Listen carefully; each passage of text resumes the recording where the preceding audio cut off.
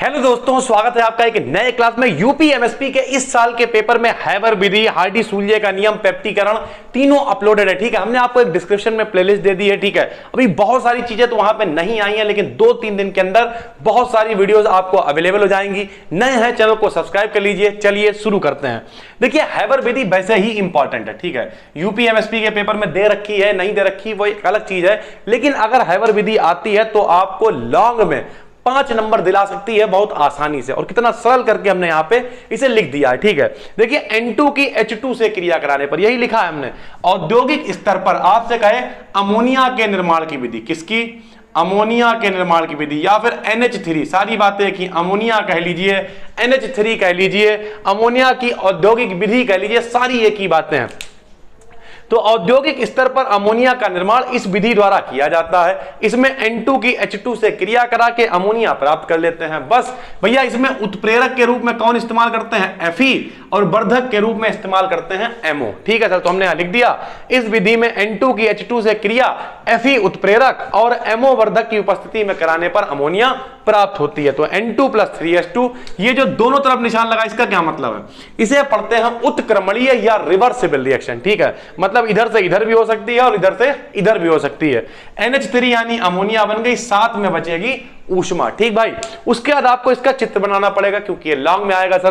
तो इसका चित्र आप कैसे सर्च करेंगे? सबसे पहले आप गूगल पे जाइए, वहां सर्च करिए हैबर विधि, और इमेजेस में जाइए, पहले नंबर पे ही हैबर विधि का चित्र आ जाएगा, वो आप सर्च कर लेंगे। ठीक है, उसके बाद भौतिक गुण क्या होते हैं भाई?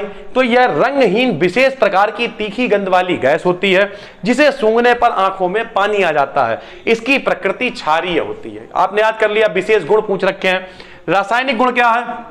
नंबर 1, यह क्षारीय होने, आपने पढ़ रखा है, जितने भी क्षार होते हैं वो अम्लों से क्रिया करके लवण बनाते हैं। तो भैया ये लीजिए क्षार, NH3 की HCl से क्रिया कराई, बना दिया NH4Cl। बिल्कुल आसान है। यहां पे देखिए, यूपी एमएसपी का पेपर है मेरे पास, इसमें देखिए क्या कह रहा है, अमोनिया के निर्माण की, अभी आपको दिखाते हैं सर, साफ साफ ये देखिए पूछ रहा, हैबर विधि द्वारा अमोनिया का निर्माण, चित्र सहित इसके प्रमुख गुण व उपयोग। तो ये भैया ये निर्माण हो गया, ये चित्र हो गया, ये इसके गुण हो गए इंपॉर्टेंट वगैरह जो भी हैं।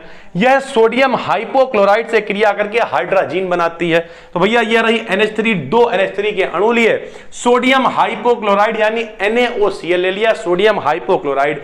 NH2 का नाम होता हाइड्रोजन या हाइड्रोजन, बनेगा NaCl, साथ में H2O। ठीक है, बैलेंसी उतनी मैटर नहीं करती। अगर आप ये 2 यहां पे लिखा नहीं भी लिख पाए, या यहां पे N2 + 3H2 नहीं भी लिख पाए, हाँ नंबर कट सकते हैं, लेकिन बैलेंसी उतनी ज्यादा मैटर नहीं करती। अगर आपने लिख दिया तो नंबर आपको मिल जाएंगे। ठीक है, तीसरा है, यह धातुओं से क्रिया करके एमाइड बनाती है। तो 2 NH3 ने क्रिया करी, धातु यानी सोडियम धातु से 2 Na बनाया, क्या? NaNH2 नाम है इसका, सोडामाइड। ठीक है, प्लस में H2 यानी हाइड्रोजन गैस बच गई। ठीक है दोस्तों, आखिरी में हेडिंग उपयोग लिख दी हमने।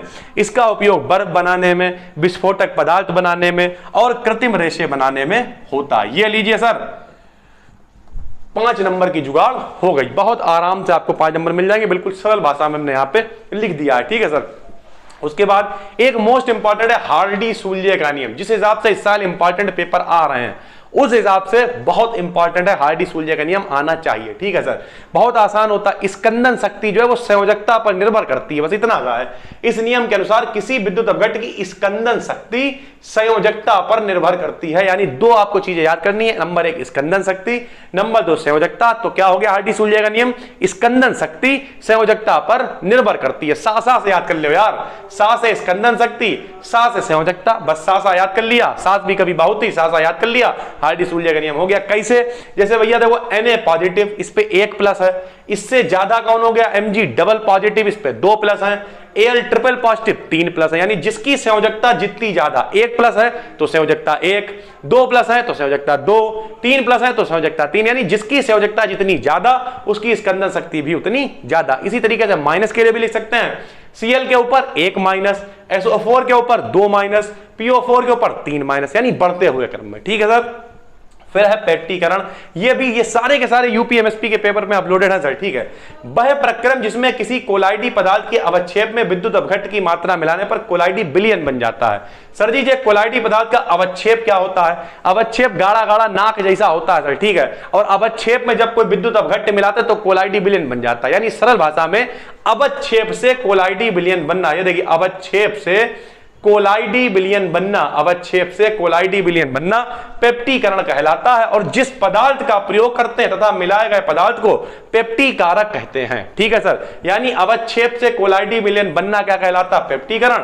और जिस पदार्थ का प्रयोग करते हैं उसे कहते हैं पेप्टीकारक। जैसे FeOH के लिए FeCl3 पेप्टीकारक का कार्य करता है सर, ठीक है। ये दोनों आपको मिलेंगे एक एक या दो दो नंबर में, दो दो नंबर यानी 4 हो गए और 5 का हो गया। यानी अगर आपकी किस्मत चली तो ये 9 नंबर भी आपको दिला सकते हैं अगर ये तीनों क्वेश्चन पेपर में आ गए।